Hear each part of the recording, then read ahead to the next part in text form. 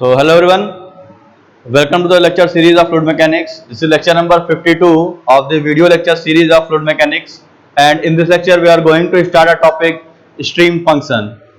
तो दोस्तों last lecture पे हम लोगों ने वेलोसिटी पोटेंशियल फंक्शन के बारे में पढ़ा था, ठीक है, जो कल का लेक्चर था लेक्चर नंबर 51, जहाँ पे हम लोगों ने जाना वेलोसिटी पोटेंशियल फंक्शन होता क्या है। तो थोड़ा सा उसको रिमाइंड कर लेते हैं ताकि हम इसमें और वेलोसिटी पोटेंशियल फंक्शन में डिफरेंस जान सके कि डिफरेंस होता क्या है। तो कल हम लोगों ने बेसिकली जो पढ़ा था वो आपका था वेलोसिटी पोटेंशियल फंक्शन, ठीक है। आप लोग अगर पढ़ना होगा तो लेक्चर 51 कर सकते हो। मैं थोड़ा सा रिमाइंड कर रहा हूं ताकि आपको यहां से इसका डिफरेंस क्रिएट हो सके कि कैसे हम इसको अलग अलग करके पढ़ेंगे। तो वेलोसिटी पोटेंशियल फंक्शन क्या कहा था कि एक ऐसा फंक्शन होता है जिसको हम पहले तो फाई से लिखते हैं, ठीक है। तो पोटेंशियल फंक्शन को फाई से डिनोट किया जाता है, और ये एक ऐसा फंक्शन होता है जिसका निगेटिव डेरिवेटिव यानी del phi upon del x किसी डायरेक्शन के साथ, मतलब एक ऐसा फंक्शन जिसको अगर किसी डायरेक्शन से डिफरेंशिएट किया जाए तो वो उस डायरेक्शन की वेलोसिटी प्रोवाइड कर देगा हमको, ठीक है। मतलब कि अगर माइनस साइन लगा करके हम del phi upon del y करते हैं तो y से डिफरेंशिएट हुआ विथ नेगेटिव साइन, तो ये हमको v प्रोवाइड करेगा, ठीक है। सिमिलरली अगर इसको माइनस साइन लगा के del phi upon del z करेंगे तो ये हमको w प्रोवाइड करेगा। आ रही बात समझ में? तो कल हम लोगों ने ये चीज पढ़ा था और ये भी देखा था कि वेलोसिटी पोटेंशियल फंक्शन के दो प्रॉपर्टीज होते हैं।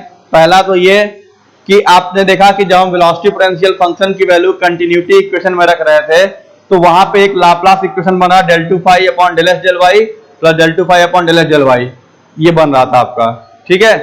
तो यहां पे del two phi upon del x square plus del two phi upon del y square plus del two phi upon del z square, तो ये एक फंक्शन बना था जिसको हमने कहा था लाप्लास इक्वेशन। और हमने ये भी कहा था कि वेलोसिटी पोटेंशियल फंक्शन अगर एग्जिस्ट करेगा और अगर वो लाप्लास सेटिस्फाई करेगा तो आप लिखोगे कि ये एक स्टेडी इनकम्प्रेसिबल फ्लो है, क्योंकि लाप्लास बना किससे है?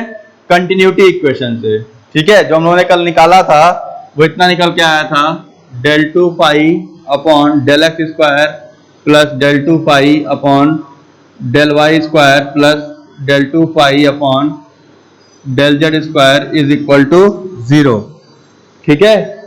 तो ये हमारा निकला था, इसको हमने कहा था कि this is your Laplace equation. अगर ये सेटिस्फाई करता है तो ये आपका स्टेडी इनकम्प्रेसिबल फ्लो होगा। फिर इसके बाद हम लोगों ने ओमेगा निकाला था, omega z, omega x, omega y, और तीनों की वैल्यू हमने देखा था 0 आ रही थी। यानी रोटेशनल कंपोनेंट यानी ओमेगा जो होता है, ये तीनों आपके क्या हैं? रोटेशनल कंपोनेंट्स थे, और इनकी वैल्यू क्या आ रही थी? आपके रोटेशनल कंपोनेंट्स आपके 0 आ रहे थे, ठीक है। तो हमने ये कहा था कल, थोड़ा सा लेक्चर में लास्ट में क्या हुआ कि थोड़ा सा स्किप हो गया था एक दो पॉइंट, तो वो मैं रिमाइंड कर देता हूं कि दो प्रॉपर्टीज आपकी हैं वेलोसिटी पोटेंशियल फंक्शन की। पहला कि अगर velocity potential function phi exist कर रहा है और अगर वो इस लाप्लास इक्वेशन को सेटिस्फाई करता है तो आप लिखोगे कि it is a clear case of steady incompressible flow. और अगर उसको रखने पे रोटेशनल कंपोनेंट 0 आते हैं, ठीक है, तो जैसा कि हमने देखा कि रोटेशनल कंपोनेंट 0 हो जा रहा था, तो वेलोसिटी पोटेंशियल फंक्शन का ये मतलब है कि एक ऐसा फंक्शन जिसका कोई भी रोटेशनल कंपोनेंट नहीं निकलता है, तो हम क्लियर कह सकते हैं कि वेलोसिटी पोटेंशियल फंक्शन एक इररोटेशनल फ्लो होगा, ठीक है। पहला तो ये कंफर्म है कि ओमेगा सारा 0 आ रहा था, तो इसलिए हम कह रहे थे कि वेलोसिटी पोटेंशियल फंक्शन एक इररोटेशनल फंक्शन होगा, जिसको हम लोग एक तरीके से मतलब निकाले 0 मिल रहा था हमेशा। तो ये डेड श्योर है एक तरीके से कि वेलोसिटी पोटेंशियल फंक्शन अगर है तो वो इररोटेशनल फ्लो दिखा रहा होगा।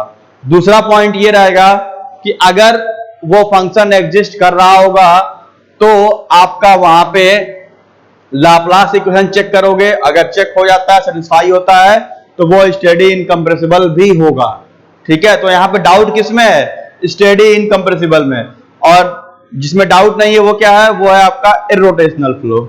इतना क्लियर हुआ? ठीक। तो अब आते हैं अपने स्ट्रीम फंक्शन पे। तो देखो स्ट्रीम फंक्शन को क्या करते हैं हम लोग, सबसे पहले तो इसको हम लोग साई से लिखते हैं, ठीक है, ये सिंबल होता है साई। इसको फाई से लिखते थे पोटेंशियल फंक्शन को, स्ट्रीम फंक्शन को लिखते हैं साई से। ठीक है, तो जैसे इसका डिफिनीशन होता है वैसे इसको डिफाइन करते हैं कि it is a scalar function of space and time. ठीक है, पहला तो ये कि स्ट्रीम फंक्शन एक स्केलर फंक्शन होता है स्पेस और टाइम का। ठीक, पहली चीज। उसके बाद आपका ये होता है कि अगर इसमें एक ये भी है कि ये सिर्फ 2D केस के लिए एप्लीकेबल है। जैसे पोटेंशियल फंक्शन में हम इसको 3D पे अप्लाई करते हैं, मतलब 3 डायरेक्शन में। देखो x भी है, y भी है, z भी है, यहाँ देखो u v और w भी है। तो पोटेंशियल फंक्शन 3 डायमेंशन के लिए होता है और स्ट्रीम फंक्शन किसके लिए होता है? सिर्फ आपका 2D फ्लो के लिए होता है। ठीक, तो यानी तीसरा कौन सा गायब हो जाएगा इसमें से? z और w। तो ये सिर्फ 2 डायरेक्शन का आएगा। मतलब अगर ऐसे रखो तो ये एक्सिस हो गई, तो इसमें क्या हो जाएगा? x y। ठीक है, यानी यहां पे आपका u और यहां पे v। कितना क्लियर हुआ?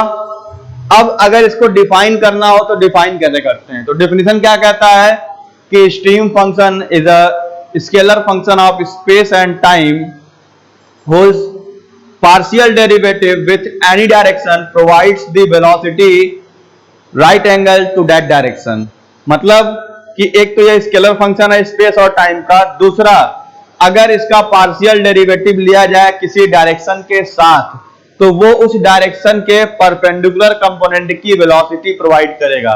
मैं फिर रिपीट करता हूं कि स्ट्रीम फंक्शन एक ऐसा फंक्शन है जिसको जिस डायरेक्शन से डिफरेंशिएट करोगे वो उस डायरेक्शन का निगेटिव कंपोनेंट प्रोवाइड कर, मतलब सॉरी, उस डायरेक्शन के परपेंडिकुलर डायरेक्शन का वेलोसिटी प्रोवाइड करता है। ठीक है, पोटेंशियल फंक्शन क्या था कि जिससे डिफरेंशिएट करिए उसी की वेलोसिटी मिल रही थी। ठीक है, जिससे डिफरेंशिएट कर रहे हैं उसी से वेलोसिटी मिल रही है, उसी डायरेक्शन की वेलोसिटी मिल रही है। स्ट्रीम फंक्शन क्या है? स्ट्रीम फंक्शन में क्या है आपका कि यहां पे आपका जैसे भी बात करो, हमने क्या कहा कि जिससे डिफरेंशिएट होगा उसके परपेंडिकुलर वेलोसिटी देगा। तो अगर हम लिखते हैं ऐसे del psi upon del x, यानी स्ट्रीम फंक्शन को x से डिफरेंशिएट किए तो x वाला एक्सिस ये है, इसका परपेंडिकुलर कौन सा है? y। तो हमने क्या बताया कि एक ऐसा फंक्शन जिसको डिफरेंशिएट करने पे जिस डायरेक्शन से डिफरेंशिएट करोगे उसका परपेंडिकुलर वेलोसिटी देगा, यानी ये हमको क्या मिल जाएगा? यहाँ पे v मिलेगा। ठीक है, फिर ऐसे ही जब हम आएंगे इसके y वाले पे तो डेल साई अपॉन जब डेल y लिखते हैं तो y कहां आ गए? यहां पे आ गए। तो del psi upon del y कर रहे हैं तो इसका परपेंडिकुलर क्या हुआ? x वाला डायरेक्शन हुआ। तो यानी जब इसको y से डिफरेंशिएट करेंगे तो ये x की वेलोसिटी प्रोवाइड करता है। तो ये हो गया u। एक एक्सेप्शन है यहाँ पे ये है कि इसको माइनस साइन लगा देते हैं, ये नेगेटिव वैल्यू देता है आपको u के लिए। v पॉजिटिव देता है, u नेगेटिव आता है। वो ऐसा समझो कि यहां से हम नीचे आ रहे हैं, ठीक है, तो इसलिए इसको माइनस शो कर दे रहा है, और इधर के लिए पॉजिटिव जा रहे हैं तो इसलिए वो प्लस लिख रहा है।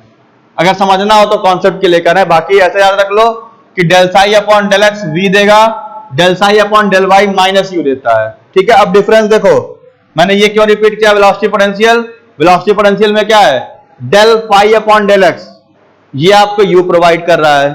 Del phi upon del y, ये आपको वी दे रहा है। देख रहे हो ना, x के साथ डिफरेंशिएट कर रहे हैं तो x की वेलोसिटी u मिल रही है, y से डिफरेंशिएट कर रहे हैं तो y की वेलोसिटी v मिल रही है। ये पोटेंशियल फंक्शन है।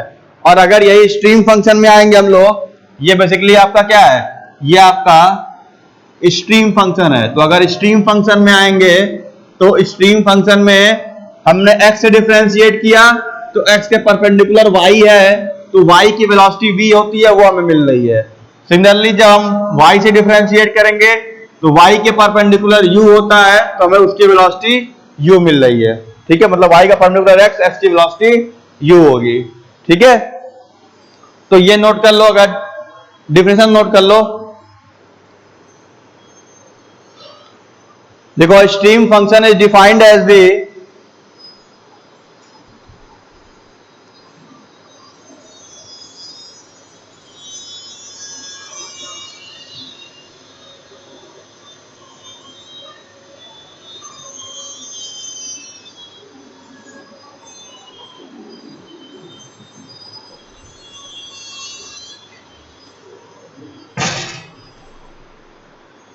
stream function is defined as the scalar function of space and time, scalar function of space and time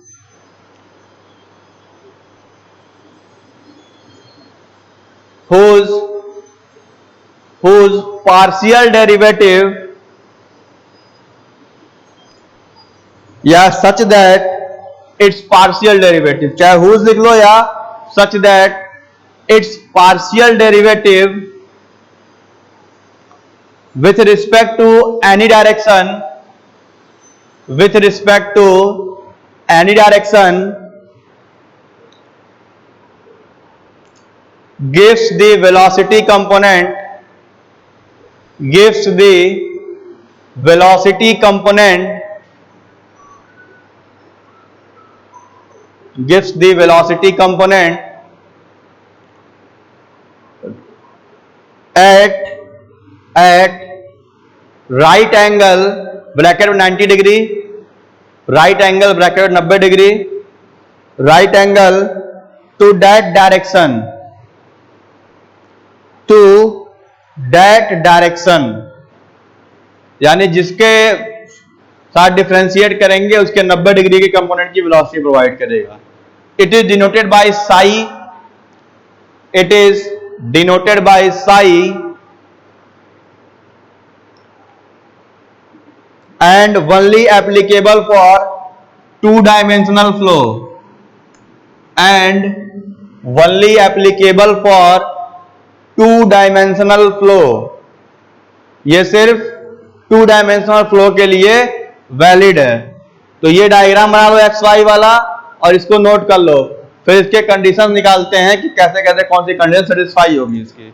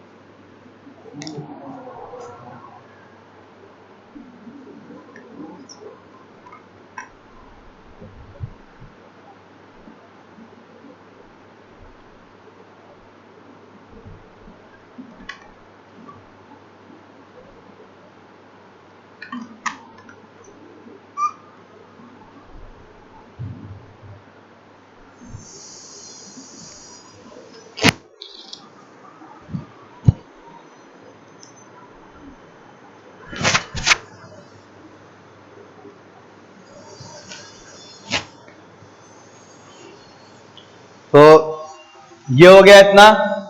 अब हमें क्या करना है, जैसे कल वो डिराइव किए थे कि इस कंडीशन से हमको दो इसके कंडीशन चेक करने होंगे. पहला कि पॉसिबल टाइप ऑफ फ्लो है कि नहीं, और एक रोटेशनल.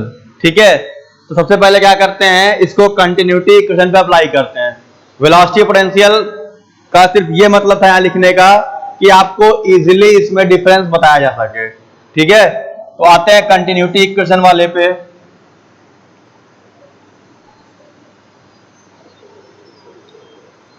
देखिए, we know that continuity equation for two dimension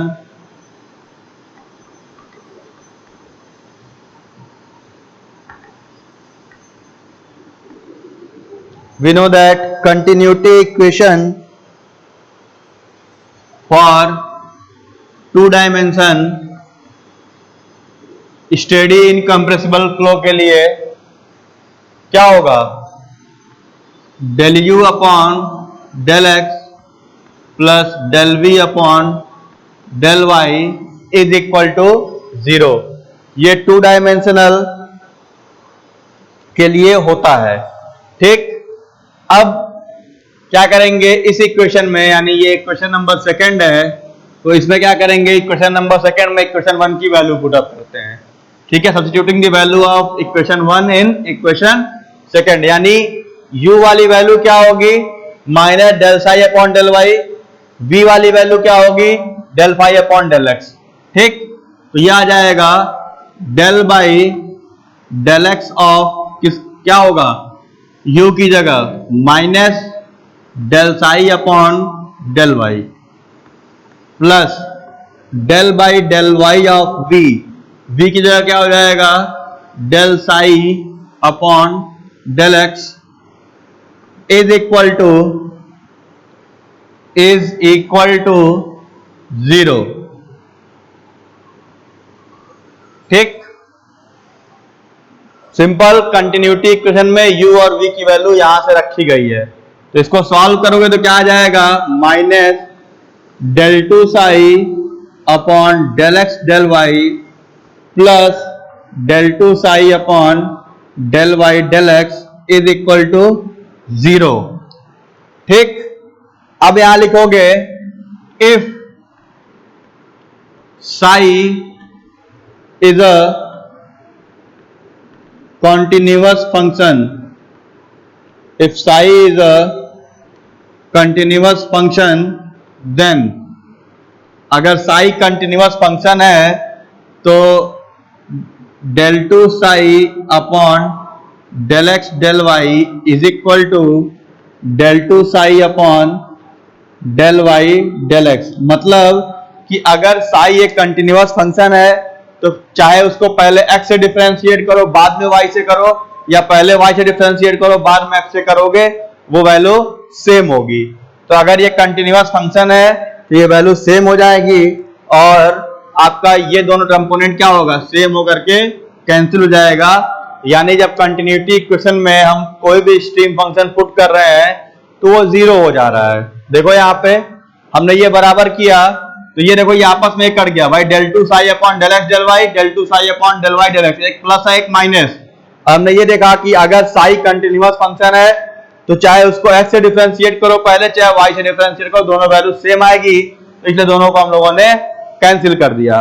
तो यानी यहाँ पे स्टेटमेंट क्या निकलता है कि अगर किसी स्ट्रीम फंक्शन की वैल्यू को हम कंटिन्यूटी इक्वेशन में रख रहे हैं तो हमें यह दिख रहा है कि वो इक्वेशन मतलब जो स्ट्रीम फंक्शन है वो कंटिन्यूटी इक्वेशन को सेटिस्फाई कर दे रहा है, मतलब 0 हो जा रहा रखने पे। तो इसका मतलब क्या हुआ कि इसका मतलब ये हुआ कि if a stream function exist तो ये कंटिन्यूटी को सेटिस्फाई कर रहा है, यानी ये एक पॉसिबल केस ऑफ फ्लो होगा। तो यहां आप लिख सकते हो if a stream function psi exist, ऐसे लिखिए मतलब सिंस, यहां के बाद लिखिएगा since the stream function satisfies the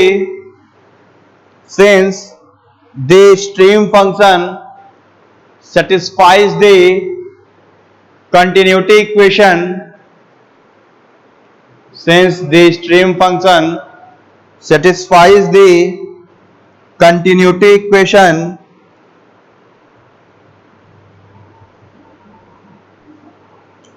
since the stream function satisfies the continuity equation, therefore we can say that any existence of a stream function psi, therefore we can say that any existence of a stream function psi, any existence of a stream function psi will represent a possible case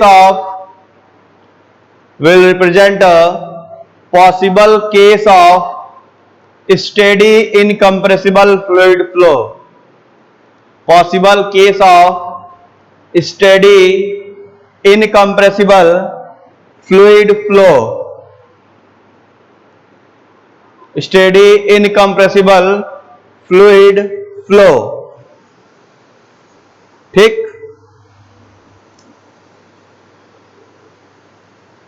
मतलब कि अगर साई यानी stream function है तो वो definitely एक steady incompressible fluid flow होगा। ठीक है, आगे लिखिए but may be rotational, may be irrotational.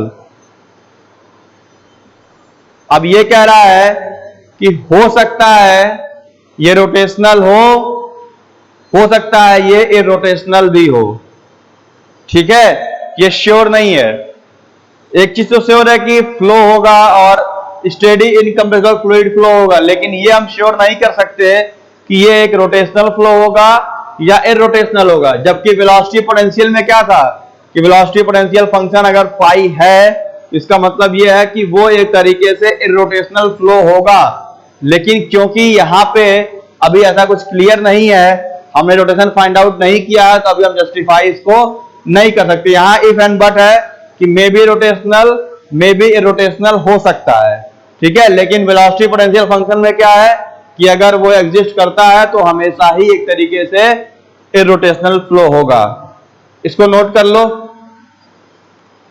ताकि आगे चलते हैं फिर हम लोग रोटेशन कंपोनेंट निकालने के लिए।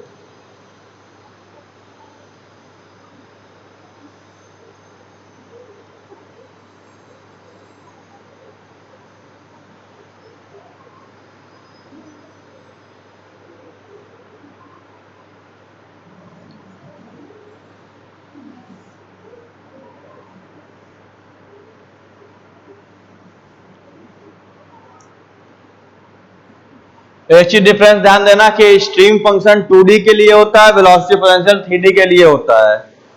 ये चीज गड़बड़ मत करना।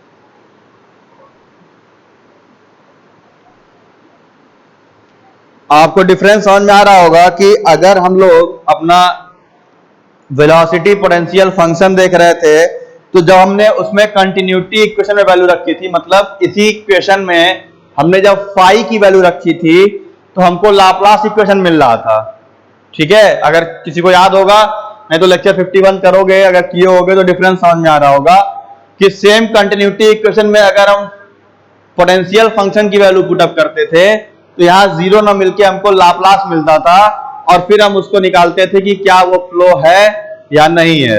इसीलिए वहां हमने डाउटफुल सिनेरियो किया था कि पोटेंशियल फंक्शन ये तो शो कर देगा कि फ्लो हमेशा रोटेशनल होगा, लेकिन ये श्योर नहीं होता है कि स्टेडी इनकम्प्रेसिबल फ्लो होगा या अनस्टेडी कंप्रेसिबल फ्लो होगा। तो उसमें डाउटफुल सिनेरियो है। यहाँ पे ठीक उसका उल्टा हो जाता है, ठीक है। यानी जो चीजें वेलोसिटी पोटेंशियल फंक्शन में थी उसका ठीक रिवर्स इसमें होता है, ठीक है। तो देखो चेंजेस क्या हुए कि वहां लाप्लास मिल रहा है, यहाँ जीरो हो जा रहा है। तो अब क्या करेंगे, अब हम इसका रोटेशनल कंपोनेंट फाइंड आउट करेंगे टू मेक श्योर कि फ्लो रोटेशनल होगा या इरोटेशनल होगा, ठीक है। तो अब लिखिए, we know that the rotational components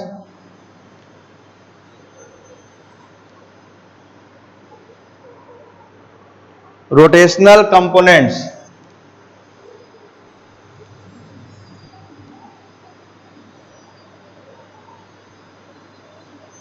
rotational component हम ओमेगा से निकालते हैं। ये कल बताया था मैंने आप लोगों को, और कैसे निकालते हैं फॉर्मूला या तरीका ही बताया था।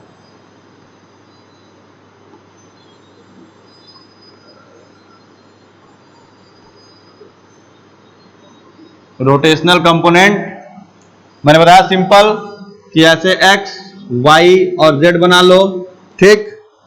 यहाँ पे u, यहाँ पे v, यहाँ पे w रख लो, ठीक है। डायरेक्शन में हम लोग क्या करते हैं, क्लॉकवाइज चलते हैं, ठीक।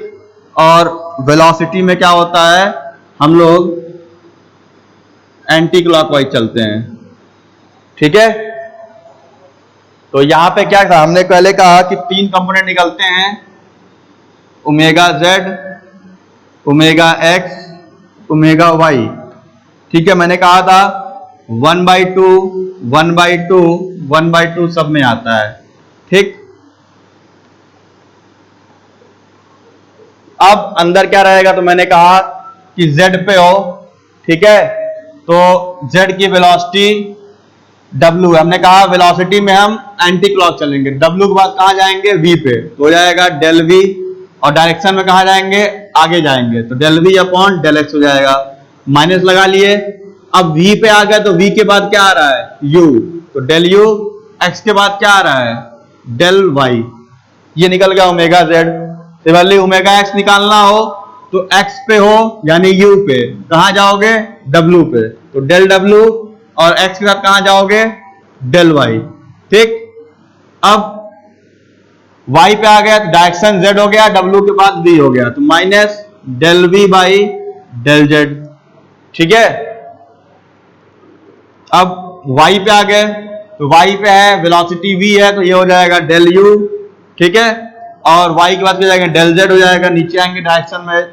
ठीक है, माइनस z पे आ गए तो z के बाद x आएगा और u के बाद क्या आएगा w, तो del w upon del x। ये आपके तीन रोटेशनल कंपोनेंट होते हैं जिससे हम ये डिफाइन करते हैं कि फ्लो रोटेशनल होगा या इरोटेशनल। ये मैंने कल भी बताया था, फिर आज रिपीट कर रहा हूं ताकि आपको दिमाग में बैठ जाए ये चीज। ठीक है, ये फॉर्मूला होता है, ये इसका ट्रिक है याद करने कैसे ये चीज याद रहेगी, एग्जाम में ये भूल जाता है। अब ये बताओ कि इस स्ट्रीम फंक्शन के लिए, ठीक है, क्योंकि हमने ये पढ़ा है कि स्ट्रीम फंक्शन सिर्फ 2D फ्लो के लिए होता है, 2D फ्लो के लिए ये होता है। तो अब स्ट्रीम फंक्शन के लिए कौन सा रोटेशनल कंपोनेंट रहेगा कौन सा नहीं रहेगा, आप सोच के बताओ कि ओमेगा एक्स है, ओमेगा वाई है, ओमेगा जेड है, आपके पास तीन रोटेशनल कंपोनेंट दिए हुए हैं। इन तीनों में से आप स्ट्रीम फंक्शन के लिए किसको वैलिड कर सकते हो और कौन दो आपके इनएप्लीकेबल हो जाएंगे, सोच के बताओ।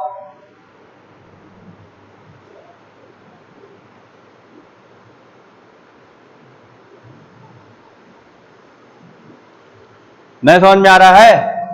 हमने कहा 2D फ्लो के लिए तो देखो x है, y है, v है, u है।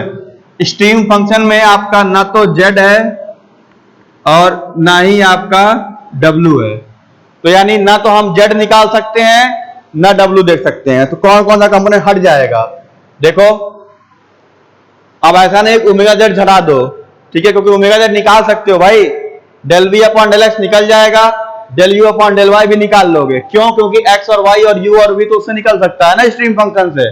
भाई यहां से x निकाल सकते हो, यहां से v निकाल सकते हो, यहां से y, यहां से u।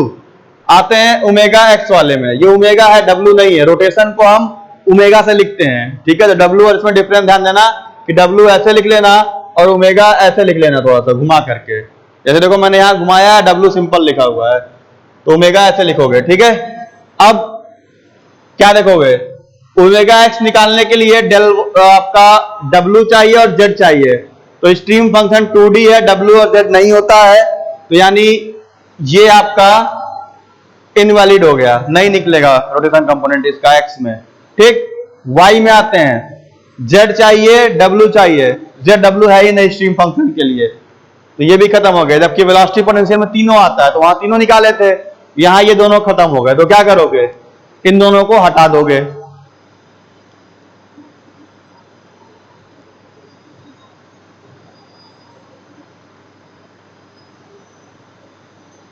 ठीक, क्योंकि ओमेगा जेड निकालने के लिए del v upon del x, del u upon del y ये हम निकाल सकते हैं।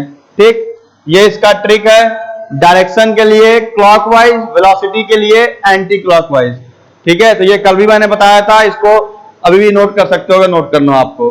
ठीक, अब देखो क्या रखना है, v की value del psi upon del x, तो 1/2 ऐसे ही रहने दो, del by del x, v की जगह क्या आ जाएगा del psi by del x, del psi by del x plus sorry minus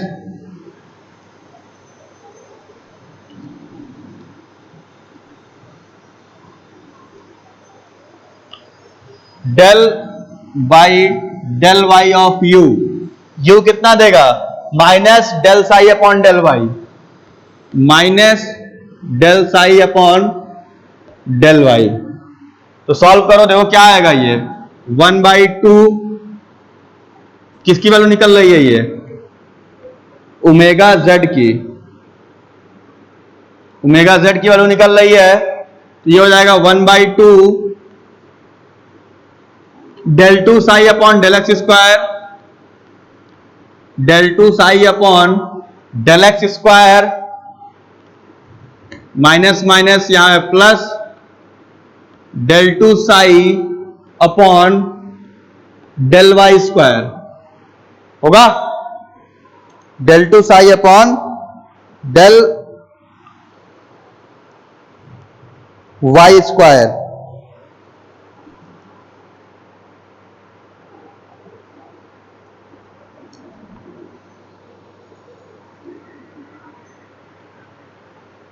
तो अब यहां से क्या निकला,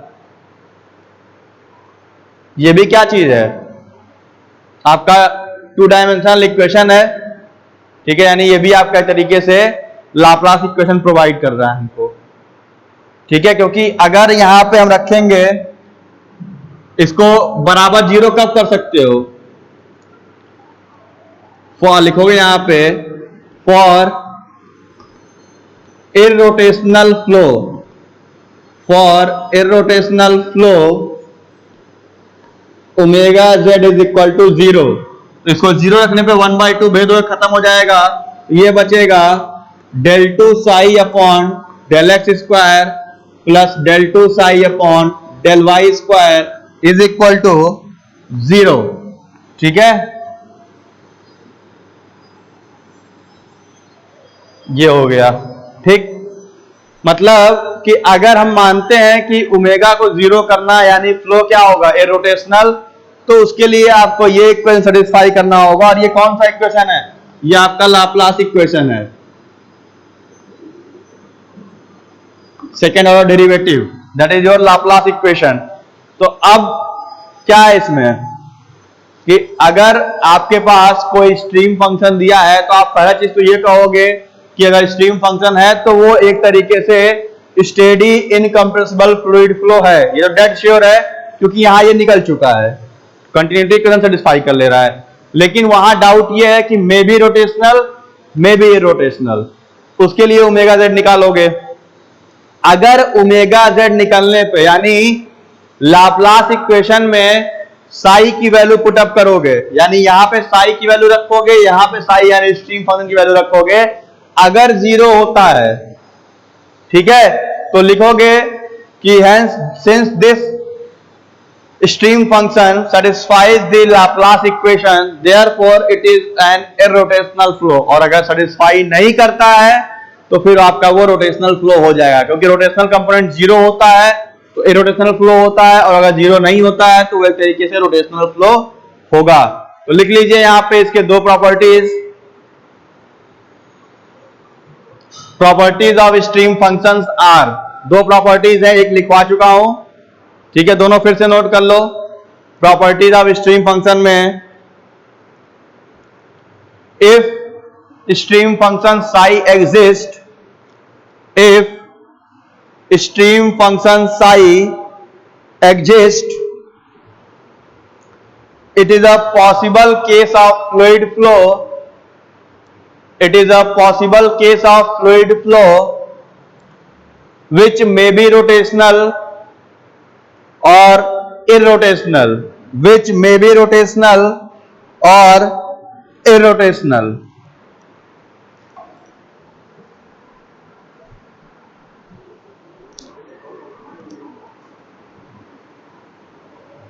ये आपका पहला पॉइंट हो गया।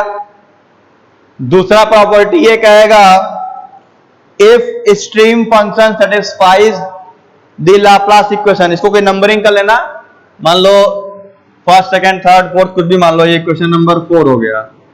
If stream function psi satisfies the Laplace equation, यानी ब्रैकेट में इक्वेशन नंबर 4, ब्रैकेट में इक्वेशन नंबर 4, ठीक है, then it is a possible case of irrotational flow, then it is a possible case of irrotational flow, ठीक है। तो यहां difference क्या समझ में आ रहा है दोनों में, इसको नोट कर लो यहां पे, यहां तक ये हो गया होगा नोट, और फिर मैं अभी पूछता हूं आप लोगों ने डिफरेंस क्या हुआ वेलोसिटी पोटेंशियल में और स्ट्रीम फंक्शन में, दोनों टॉपिक यहां खत्म हो गया। इसको नोट कर लो और सोचो कि क्या डिफरेंस है दोनों में।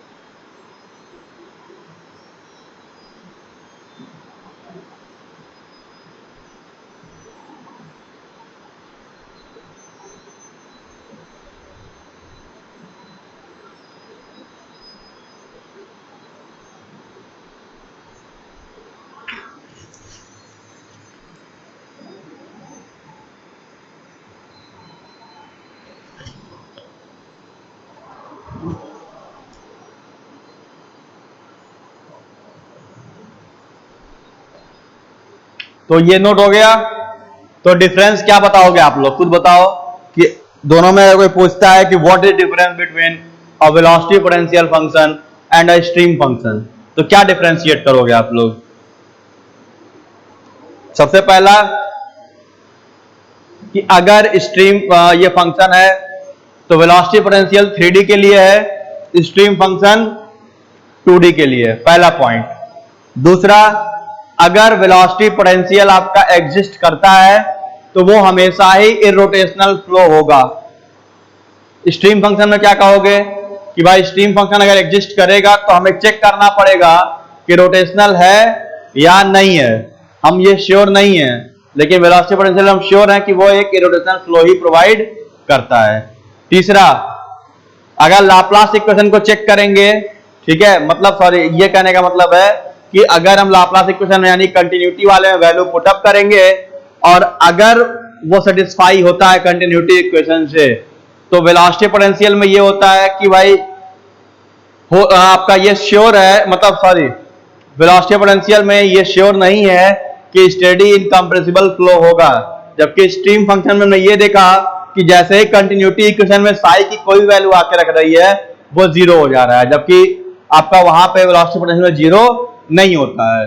तो हम यहां पे कह सकते हैं कि ये कुछ कॉमन डिफरेंसेस हैं जो आपके ऑब्जेक्टिव्स में पूछा जाता है एग्जाम्स में कि अगर ये फंक्शन है तो क्या होगा, ये फंक्शन दिया तो क्या होगा, ये आपसे पूछा जा सकता है एग्जाम्स में। तो इसको टॉपिक वाइज नोट कर लीजिएगा। मिलते हैं लेक्चर नंबर 53 में, जहां पे अगले नए टॉपिक्स के ऊपर आएंगे, पोटेंशियल लाइंस वगैरह हैं, ठीक है, स्ट्रीम लाइन, इक्विपोटेंशियल लाइन, तो उसको डिस्कस किया जाएगा। So thank you very much, see you in the next lecture.